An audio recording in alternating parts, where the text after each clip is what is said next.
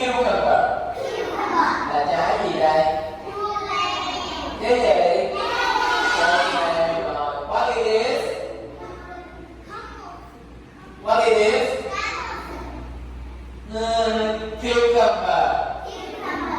Cucumber. Again.